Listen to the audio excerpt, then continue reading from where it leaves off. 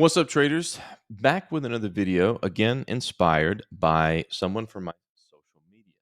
They asked this very good question. What is the best TA signal to spot reversals?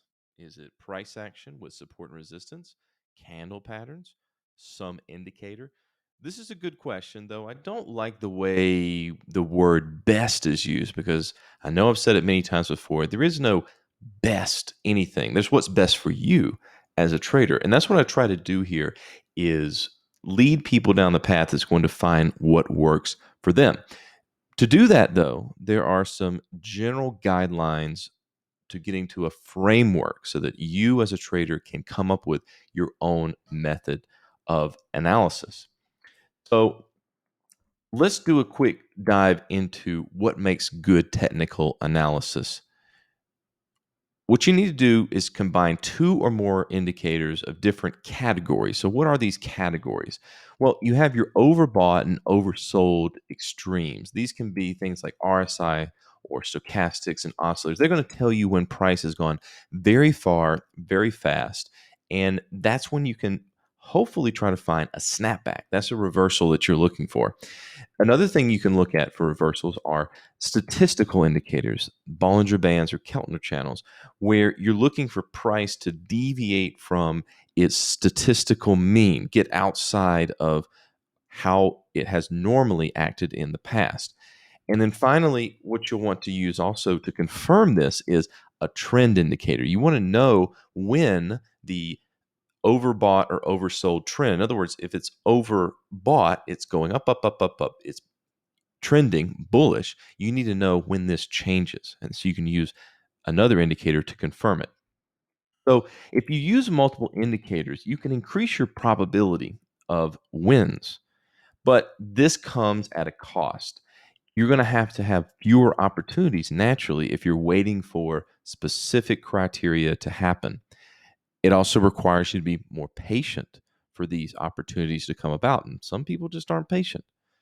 And having way too many indicators can lead to analysis paralysis. And this is a big problem for a lot of people when I first see their charts where they have 20 different indicators. There's no way that you can actually come up with anything from that.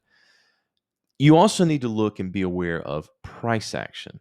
Every technical analyst needs to be aware of price action to confirm when indicators give you a signal. So the common things that you need to study and know, you don't have to be experts at it, but know to look for highs and lows. Be aware of double tops and double bottoms, very important. Head and shoulder patterns, and also my favorite, retracements, Fibonacci retracements, 50% retracements, things like that. So how should we use these indicators? Well, you need to let price action be the story. That's the overall picture that this instrument that you're looking at is going through. And then the indicators can be your trigger. In other words, when the specific criteria for your indicators happen, that's your signal to go and take the trade. So let's look at an example. And so we're using a historical example here with Bitcoin. So this is from a few days ago. If we look, obviously price has been going down. This is when we were in a bearish trend over the last week or so. And if we get to this point right here, we can see where price is starting to do a little bit of a double bottom, potentially. So this is the price action story that we're looking at here, where it's made a low right here, and now it's made another one. So we see this story playing out.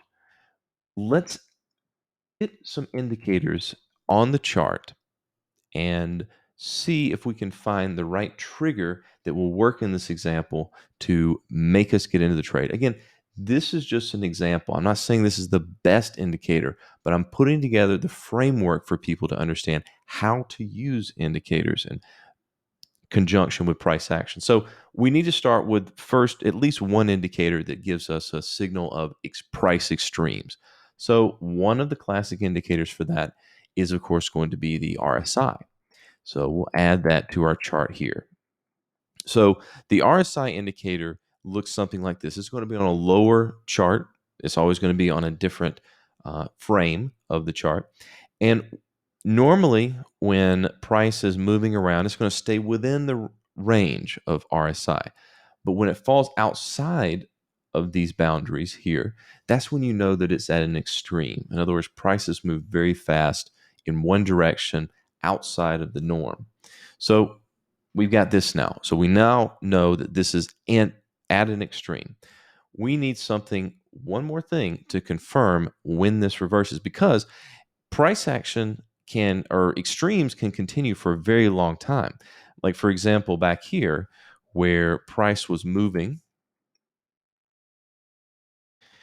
in this big dip that we had, if we do a vertical line here, we can see that if we would have triggered just based on RSI, if you look right here, this is where RSI got to an extreme. It actually got outside the bound right here. If we had gone long here, just based on the RSI, we would have taken a pretty big loss, because the RSI continued. If you were looking down here, going down, down, down, down, down. Yes, it came to a very big extreme, but it already triggered us to go long just on RSI way back here. So we needed to have some kind of confirmation for that. Price action would be one thing. Was this at a support resistance? I don't know. Let's go back to our more recent example. So we've got that signal. We need a little bit more help in filtering this out. So let's do some EMAs. Let's just be real simple and add two different EMAs. I'm going to make this we're going to leave this as a 9. I like 9. I like the number 9. And we'll make this a 50. Okay, so now we have a 9 and a 50. And what we're going to be looking for is an MA cross.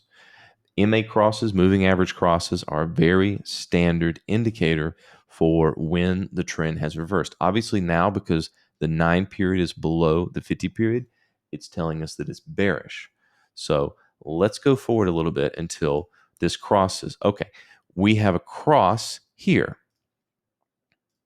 So right about here on April the 25th, sometime in the evening, Eastern time, we have a cross. So we've had this first setup right here. The RSI told us that we had a potential oversold extreme.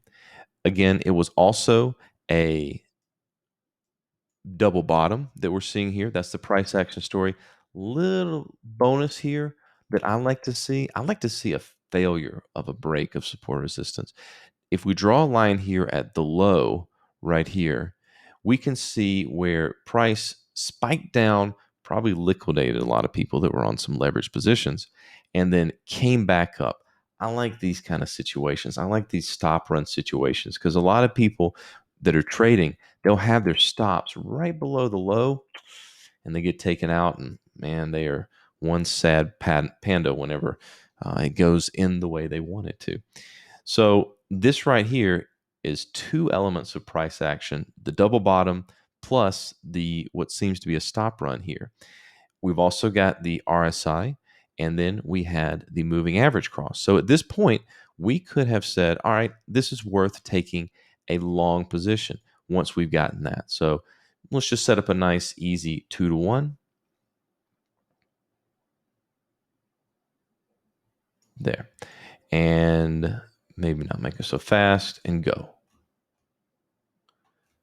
So over the next few hours, we could have taken this as a potential reversal. And there we go. There's some profit. So we had that price action story. Let's just mark all this up. I won't make it this to modern time first.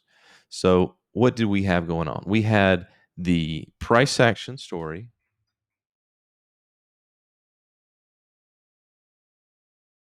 This is what the double bottom was, combined with the failure to break the low and hold below the low.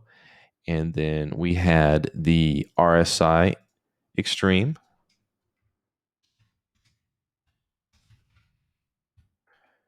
Down here, which gave us the next setup, or the next thing that we would be looking at. Oh, oh, oh. Okay. And then finally, we had the